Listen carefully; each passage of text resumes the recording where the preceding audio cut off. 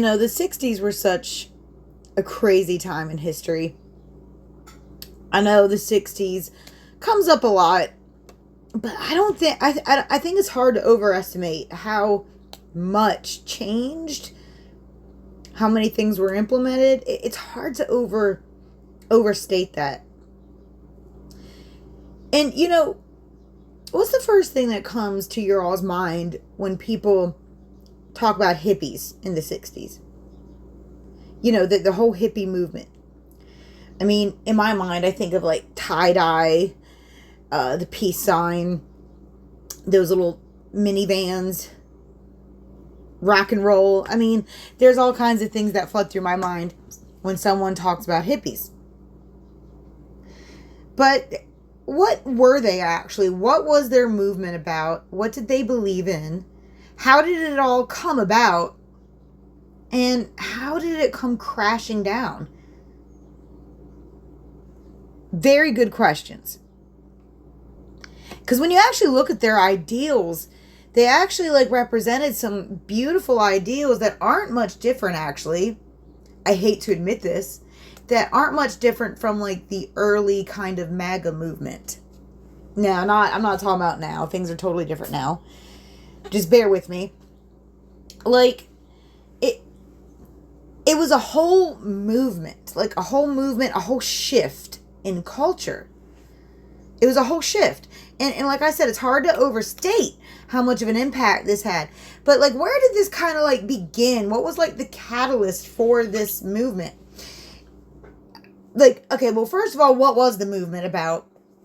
The hippies, there were a lot of different counterculture groups, but specifically hippies. It kind of began on college campuses among the middle class younger generation in the 60s, the ones who grew up in the 50s and such right after World War II.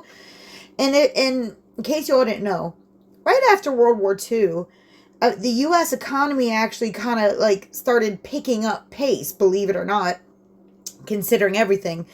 And for the first time, poor people started living like middle class. They started getting electricity, heat and air.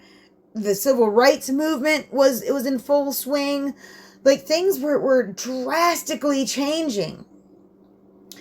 And it makes you wonder, well, if things did seem to be at least changing for the better, well, I mean, I guess not. I guess it was kind of a constant fight because, the civil rights, the hippies were involved in that. They were also involved in, the anti-war. It was so huge. It was so huge. Like I said, it's hard to overstate how much influence this new culture had on everyday life, on the news, on everything, the music, the ideals. It was a whole group of people who decided, this whole life, this 9 to 5, going to church on Sunday, it's all good and all, but it feels very hollow and superficial.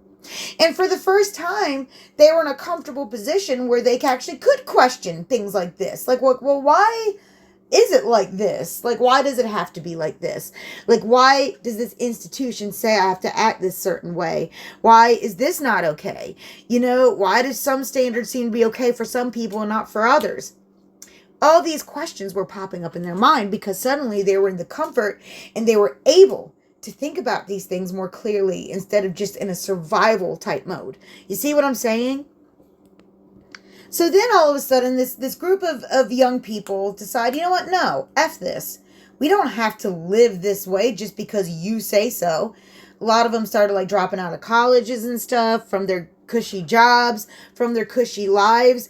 They withdrew into the wilderness, into these groups. They were called communes and such, and they lived off the land. They just totally withdrew from mainstream society. And it was a whole movement. And it was based off some good ideals, and also the Vietnam War. Another thing that happened that they were questioning, well, why do we have to fight this war? What's up with this? What does Vietnam have to do with us? What the hell is going on here? They didn't believe it. They saw right through it. So, if you're looking at all this stuff, I mean, they had, it was based off good things, good motivation, good morals. They weren't wrong. You know what I mean? They weren't wrong in how they were feeling. And I almost wonder, and you see, they had no way of knowing at the time how the CIA were like trying to find ways to control the whole mass public. They didn't consciously know that. But I don't know, part of me thinks that on a subconscious level, that they felt something happening. You know what I mean? Like, I mean, it's a huge step just to withdraw from the comfort of life that people have been wanting for generations. They decide to let it all go. Let it all go. Like, no, we don't need your stuff. We don't need your material. Well, that kind of puts whoever wants to control the population in an awkward position. It's like, well, all this comfort, material wealth was how we were controlling them. So, like, what do we do now? How do we control this whole big mass? And it's the young generation, the important generation the CIA really wanted to get a hold of, mind you. They didn't give a fuck about their hoity-toity parents who told them, no, don't do it. Well, we worked our whole lives for this comfort. You guys just don't understand. You're spoiled. The CIA didn't give a shit about them. They wanted the young generation. They wanted them. They wanted them. So I was really I was researching this a lot. I've always had like a soft spot in my heart for hippies, you know. I remember when I was in high school, I loved the bell bottoms. I just loved the style, the tie-dye. And the things that they stood for. I mean, it was pure. I mean, it really was. Like, they I believe personally that they had the right idea. They did. But what happened? What made it all, like, come crashing down? What reduced them just to, like, a hippy-dippy drug addict stereotype? What reduced them to that, exactly? Well, like I said, let's go back to the 50s. Rewind. Back before they all started thinking for themselves and things like that.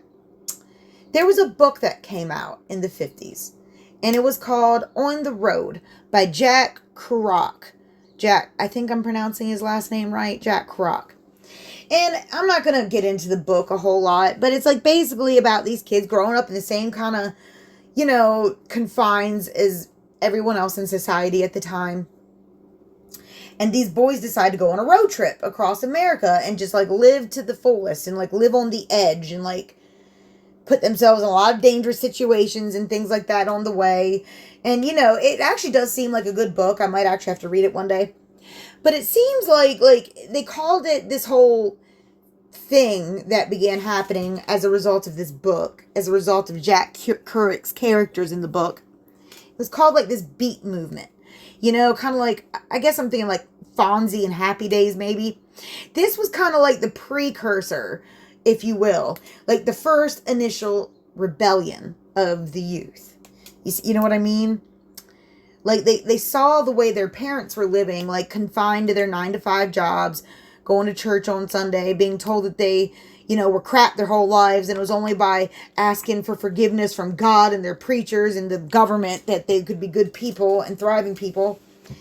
And, you know, this book was kind of a catalyst as a way for people to start thinking, you know, there are other ways. There are other ways to live. You know, life is about more than just surviving, about more than just money. It was like a whole thing. It was like a whole thing. And the guy who wrote this book, Jack Kerouac, or Kerouac, whatever his name is. Now, a lot of people are confused. They believe that he, you know, encouraged drug use in the book, and that's not necessarily the case. Yes, he did admit to using drugs, because the book was based on a real road trip him and his friends took, by the way. And in the book, they were doing things like, you know, smoking weed and taking, like, amphetamine, taking speed to stay up all night so they could drive. Things like that. Things of that nature. Not necessarily encouraging people to do it, but also kind of, you know what I mean? So, he didn't encourage people to do drugs. In fact, it was just the opposite. Like about in the late 60s, before he died, unfortunately, he even made a statement. Someone must have asked him how he felt about what became of his beat movement and how it turned into the hippie movement. And he wasn't very happy. He said he believed that, here he is, here's a picture of him. He believed that the hippies took his beautiful beat culture and filled it up with drugs and loud music and ruined it. That's how he felt. Because it wasn't about drugs, he said. It was about spiritual awareness, spiritual awakening, about wanting more like than this superficial life, materialistic life. It was about the spirit. You know what I mean? On a spiritual level. Okay? So, like, he really stood true to how he felt about all this. Unfortunately, he died in 1969 in his 40s of cirrhosis of the liver. I know, I mean, like, I don't know how, maybe people were drinking extremely hard back then, but still, 40s is awfully young. Like, I've known some hard freaking core alcoholics who, so yeah, it's a little strange to me, the whole situation of his death, but I'm not going to go into it. I'm not trying to make new conspiracy theories. I'm just trying to get to the bottom of what happened with this beautiful culture. What ruined it exactly? Here's some more pictures of Jack Kerouac in his younger days. Not a bad looking guy, if I do say so myself. Oh, sorry. But I mean, he did kind of seem like a sensitive type guy. You know what I mean? Like, I don't know crazy lot about him, but it did seem like his intentions were pure, at least. I mean, I don't think he intended it to become what it did. So, which gets me to this part. What happened? What happened to these beautiful new cultures who were withdrawing from mainstream society to themselves into their own communities where they would live off the land and live together, kind of like how Native Americans did, kind of like how we were probably supposed to live. I mean, I don't know. I'm just, So what happened? What went wrong? What went wrong? Well, in my opinion, I believe the CIA went wrong. And let me explain. You see, when I was really looking into this name kept coming up. Timothy Leary. Now, who is this guy, this crazy looking fella? Now, he used to be, big shock, a professor at Harvard. Stay with me now, because this is important. He was a professor at Harvard. He was a psychologist studying things like personality and behavior. Those were his biggest studies. And specifically, he was studying using like psilocybin, which is the active thing in magic mushrooms. He was studying the effects of that and the effects it had on behavior and personality and things like that. It was a whole thing. Well, Harvard, funny enough, disavowed him at some point in the mid-60s. They disavowed him because of his controversial studies and opinions and whatnot. So they kind of more or less fired him. So they say they did, but we'll get into that in a minute. So once, Harvard distances themselves from him, that's when he starts to become famous, funny enough. He starts to get interviews and things like that. Oh no, hold on a minute. My Wi-Fi is disconnected. Hold up. Okay. Anyways, I'm back. So, where was I?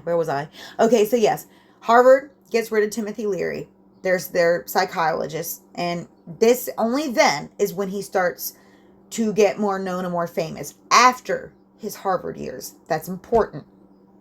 Before he left Harvard, or they got rid of him, whatever happened, not many people really knew about him. I mean, maybe some people did, but not a lot of people. It was only after his Harvard years that he was, really in everyone's faces. And he suddenly takes it upon himself to start advocating that people take LSD. He claimed that it was the best way to expand consciousness or, increase the spiritual awakening and things like that. That's what he claimed. In fact, he had a slogan. His slogan was, turn on, tune in, drop out. This was Timothy Leary's whole campaign and slogan. And when you first hear it, may not sound like what's the problem with that? Well, there's many problems with it. The first part, turn on. That there was no secret what he meant by that. Turn on meaning take LSD. That was the first one. So take drugs, basically. Turn on. Tune in. He meant by tuning into your nature and the environment and whatnot. Drop out. Drop out Now, yeah, so that basically drop out of mainstream society, which is something the hippies were doing. So, upon when you first hear it, you think, well, yeah, that kind of sounds about right. That kind of sounds like what the hippies believed in. You know what I mean? He just added the drug part. But other than that, it was pretty close, right? Well, not necessarily. Because the hippies were all about, like, peace and love and, like, the spiritual awakening, the awakening of self. At least they were in the beginning. And Timothy Leary's whole slogan really averts people from that path, from that spiritual awakening path. I mean, just think about what it's saying. Turn on, fill yourself up with drugs, tune in, not like unite with others, but like just tune in by yourself, drop out away from others. Like, it's really encouraging isolation when you really dig into this slogan. And it's diverting people away from themselves, from their own spiritual awakening, and from uniting with others. It really diverts the path when you really, really dig into it. Maybe it's not something, in hindsight, it's easy to pick up on that. But at the time, it sounded all fine and good to the hippies were all about spiritual awakening, expanding consciousness, because they knew there was more. They were right about all that. The problem was this trusted psychologist comes on and encouraging something. He's lying to them. He's saying that LSD will expand their consciousness, expand their awareness. That's what he was advocating. And the rest is pretty much history. We know what happens. A whole bunch of them gets on drugs. Then Woodstock happens. A lot of people get, messed up in the head or just addicted to drugs. Like, it just opened Pandora's box as far as drugs go, which totally ruined the movement. It did. Because they had it right. They had it right. They were lied to. If they had kept on the path they were on without this guy intruding himself into their affairs, who knows what would have happened by now. Like, they really tuned into themselves, like, because it was never about drugs. Like, that was just the way to keep them from tuning into themselves. You see what I'm saying? That was the spiritual blocker in it of itself. And now I'm not. Look, I know that there are certain cultures and stuff, like the Native Americans they don't use LSD, they use something natural, which is, I'm not talking about that, okay? That's something different. That's something different. Do you guys realize LSD is made in, like, a factory? It's made in a pharmacy. It's not, like, a natural thing. Like, it's not something, like, they were just buying from Mexico, cartels, and no, it came from pharmacies. The U.S., CIA specifically, had like a patent on it with Eli Lilly, where they get all this LSD. It came from them. It came from them.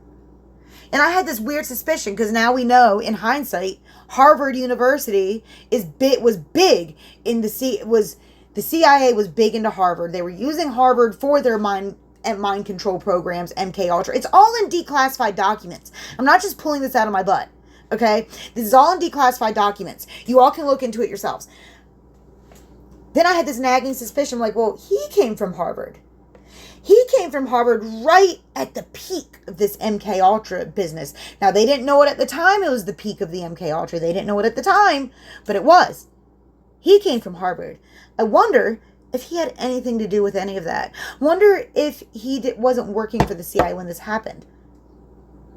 Well, sure enough, it turns out to be a little bit more than just a hunch of mine, because I happened to find a declassified article on CIA.gov, and I will link it below in the description for you all to read it to yourselves.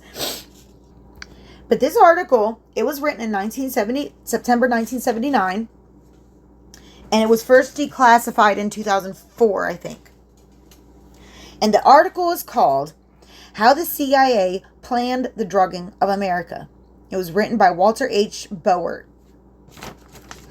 Walter H. Boert first became interested in the government's clandestine mind control program after a childhood friend, having returned from his Air Force tour of duty, suffered from amnesia.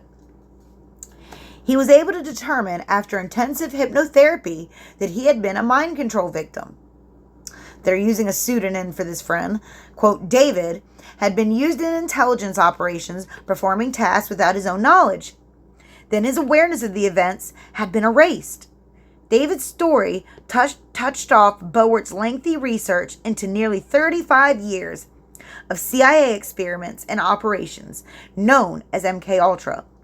Long before the CIA made a partial confession of its ruthless pursuit of the means to control the human mind, Bowert was piecing together bits of the story. In his book, Operation Mind Control, he chronicled the activities of what was perhaps the best-kept secret since the atom bomb. Many civilian scientists and military and government workers violated all known codes of medical ethics and the law in the MKUltra experiments that declassified CIA documents eventually proved were conducted on unwitting human guinea pigs. I've done many videos about some of these experiments if you check out some of my older videos and stuff. And if you want to read them yourself, if you sign the petition, at the bottom of my petition are all kinds of links for you guys to check out. Okay, anyways, so the MKUltra documents, I'm still reading the article, vividly expose the use of doctors, psychiatrists, and military chaplains to hypnotize unsuspecting individuals by a disguised technique. Next bullet point. The administering of 149 separate mind-warping drugs to tens of thousands of people, both military and civilian, many of whom thought they'd volunteered for harmless experiments, many of whom were totally unsuspecting. Next bullet point. The rewarding of prison inmates with heroin for participating in experiments with mind-affecting drugs. Next bullet point. The programming of individuals through drugs, hypnosis, and various behavior modification techniques to carry messages locked within their minds behind post-hypnotic blocks. Next, this is all CIA declassified. Next bullet point.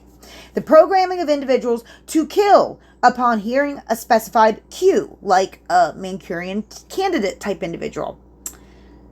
Then, naming this code, and after they've killed, erasing their memories by the use of ultrasonics, drugs, hypnosis, and other techniques. Now, there's a whole part of this article that is conveniently not included, but I'll read what is available. Soon after Leary began giving lectures on what were the first glimmerings of the psychedelic 60s, his words, he visited at the 2,000-acre Millbrook estate from which Leary and his followers operated under organizations known as International Federation for Internal Freedom, IFIF, also Castalia Foundation, and the League for Spiritual Discovery. The acronym is LSD. Funny, right? These organizations did little to further scientific research. Their major accomplishment was to make LSD a household word and to encourage people to try the drug. That was their biggest accomplishment, was advocating the use of LSD. Among Bowert's research papers was a CIA memo that directed agents to contact Leary and his partner, Richard Alpert, aka Ramdas, who were then operating as IFIF. The CIA wanted to find out if its own personnel were taking acid with Leary's group, and apparently to determine what IF and Leary really knew about the mind-bending properties of LSD, a drug the CIA was then covertly experimenting with. Pause. How else did he get this drug? They had like a monopoly on it. How else do you think he got this drug? Anyways, I'm going to continue. Other documents indicated that Leary had received money channeled by the CIA through various government agencies. Let me repeat that. Other documents indicated that Leary had received money channeled by the CIA through various government agencies.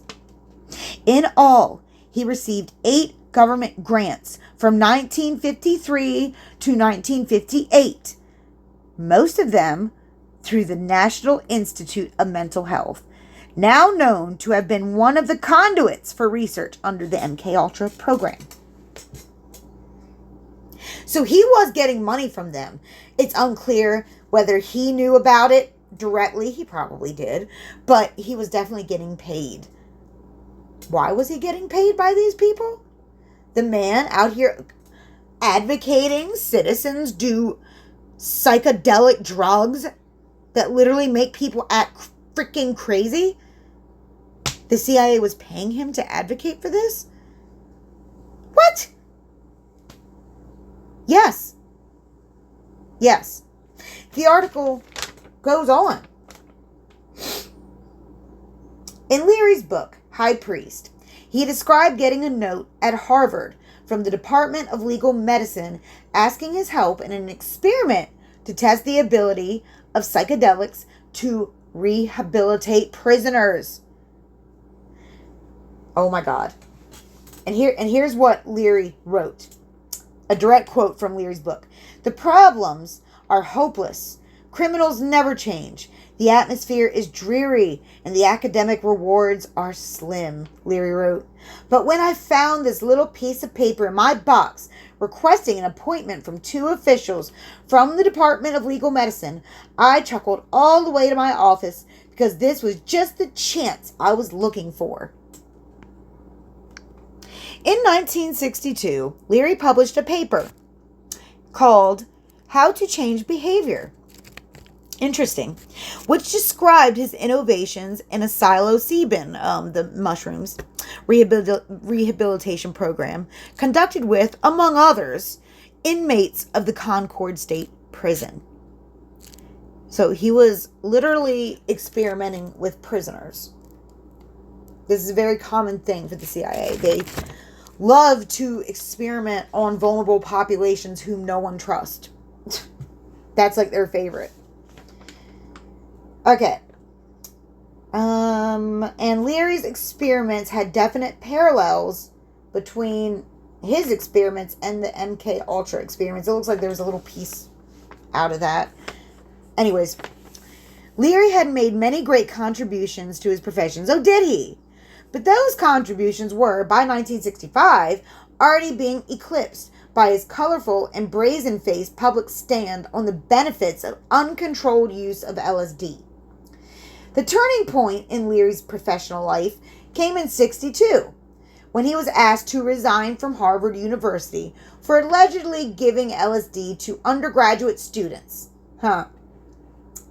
He claimed to be the high priest of the LSD cult and wrote the book of that name, attesting to the drug's universal benefits. The name of the book was High Priest. Leary drew such public notice that the attention of the authorities soon followed. Oh, shocker. Were they really? Come on, guys, really? Eventually, he was arrested in Laredo, Texas, for possession of a ½ ounce of marijuana. He was convicted of failing to pay the federal tax on marijuana, among other things, and sentenced to 30 years plus a $40,000 fine. Well, that is actually a pretty long sentence. But I'm not convinced, because it says in the very next sentence that conviction was later overturned by the fucking Supreme Court. So it was all for show, basically. It was all for show. It was to clean the hands of the government of any liability of this. But then once it got to the Supreme Court, it was all overturned. So it was all just a big show, basically. It was all a big show. After a number of raids on the Millbrook estate, other arrests followed. Years of dogged pursuit by the authorities eventuated in Leary's trial and conviction in California on another marijuana charge, and his incarceration at Vacaville, California State Medical Facility, a prison where some of the CIA MKUltra research was conducted on inmates. Isn't that odd? So he goes from being the experimenter to the experimented. Maybe, maybe not. He might have been treated well there. Who knows? But in 1970, he escaped. Jesus. He escaped. Are you fucking kidding me? He escaped. How the hell did he escape? I mean, really. A high-profile individual such as that, how the hell would he escape? I think that's bullshit. But anyway, I mean, not that he escaped, but that it was an escape. I believe they let him go, probably. And he fled to Algeria, where he joined the revolutionary black author Eldridge Cleaver, also a fugitive. After Leary found he could no longer get along with Cleaver, he went to Switzerland. And then, from country to country in Europe, dodging extradition. Finally, in early 1973, U.S. agents captured him in Afghanistan, and he was returned to prison. When Boert found Leary's name among CIA documents in the MKUltra file, he began writing letters to him in prison. He questioned Leary about his involvement with the CIA. Boert asked Leary if he had unwittingly or wittingly dealt with the CIA during his creation of the psychedelic 60s. From prison, Leary denied ever having anything to do with the CIA. But after he was out of prison, his story changed. It says Leary called Boert and later showed up at his door, and he said he wanted to explain himself more fully about the letters they'd exchanged. And then the rest of the document is not in there. So, anyways. Now, later in his life, he was focused on cybernetics, space migration, and digital technology. Interesting, right? So, Timothy Leary. Definitely connected to the CIA and MKUltra. I can't definitively say he was, doing their bidding or whatnot, but declassified documents paint an interesting picture. In hindsight, this is my opinion. I believe, well, actually, this is a little bit more than just an opinion, because in the 60s, the MKUltra programs were definitely at their peak. You know what I mean? And they were doing horrendous stuff to people. Horrific stuff. A lot of these people who did live would never be the same afterwards. Would never be the same. All of this was happening. And at the same time, this movement was happening in public consciousness. People were getting sick of it. They, I believe, felt in their spirit they were being lied to. There was more to this. Something sinister about all these institutions, the way they're set up, the way they're designed to bring people down, to control them, to always take credit for human intelligence, and all this horrible stuff. I believe the public sensed it. Maybe they didn't know they sensed it, but I do. Because this movement didn't just happen out of nowhere, out of thin air. And it happened because of a public a common consciousness we all share. There was something not right. We were being lied to. And they figured a loophole around all that. They stuff everyone with drugs. Problem solved. And it did. It solved a lot of problems. And just look at it. Look at what happened after it all. From then onwards. How many people to this day are on some kind of psych meds. And most children are. So they know what they're doing. This mass drugging of society stemmed from this. Because this is how they won from that movement. This is how they averted the public from spiritually awakening by the use of drugs. Think about it. This all began in the late 50s, early 60s. That's when the big drug epidemic began. This is when it all began. They lied to everybody. This guy came out, acted like he was one of them. He most definitely was not one of them. He stood for everything they were standing against. But he convinced them that they could trust him. And then, after he served his prison time, which I believe was just to cover their own ass, my opinion, he went on to live his best life, just like all these guys did who were the engineers of this mind control. They all went to go live their best lives. Isn't that funny?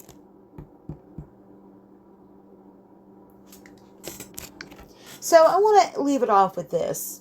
It kind of makes me suspicious of the now that Charlie Kirk is gone. What do you think that they're doing to MAGA? What do you think they're doing to Turning Point? You think they're just going to sit by while a whole movement takes over and people start to wake up? People are waking up. These old lies aren't going to work anymore. These old lies are going to work anymore. What are they going to come out with next? Some magic drug that expands our consciousness, makes us smarter, this and that. What are they going to do next? These old lies and tricks are not going to work anymore. We are hip and aware. So, can we all agree that we're sick of the CIA? That we're sick of their lies? We're sick of, can you even think of anything good they've done? Seriously, think of anything good that they've accomplished for the benefit of humanity. Think about it. They got started on some pretty rotten foundations. And they've just been, and here's another thing I want to point out. I find it odd and funny that the whole reason they come up with the CIA to begin with, right? It was because there was too many conflicting intelligence agency. They had the FBI, they had the military, these competing factions of intelligence groups, and they were competing for information. They were withholding information from the president at the time, and it's hard to say. Pearl Harbor could have even possibly been prevented if they just didn't withhold all their information. So the president, decides, well, I don't like this. This could have been prevented. If you all just came to me sooner instead of just trying to compete over information. So they come up with a whole nother intelligence agency, I guess, to compete with them, to do the job that they all failed to do, which was the CIA. The CIA was born. Funny enough, same mistakes that we now know happened at 9/11. 9/11 could have totally been prevented. The problem was the CIA and the FBI were competing with information, withholding information, making the same mistakes. So then what did they do after 9/11? Did they learn from all these mistakes they kept repeating? No. They come up with a whole nother fucking department. The Department of Homeland Security. See what I'm saying? They always do this. They make the problem worse by empowering and emboldening the problem.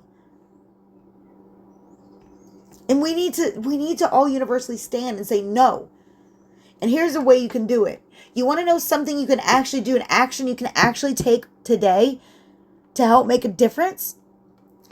There's a petition. Hold on, let me get to the barcode. There it is.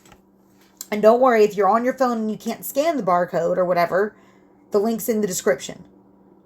It is to defund and dismantle the CIA. Enough is enough. We don't need the CIA. We never did. All they've done is lie and harm. They not just to us, mind you, they lie to the officials we elect. No one elected them. No one elected them. They lie to the officials we elect to hold them accountable. So, this is a very simple step you could take. Sign the petition, pass it on to as many people as you can think of. We need to start taking action because enough's enough. We'll never get to our supposed golden age until we get rid of the problem. Thank you.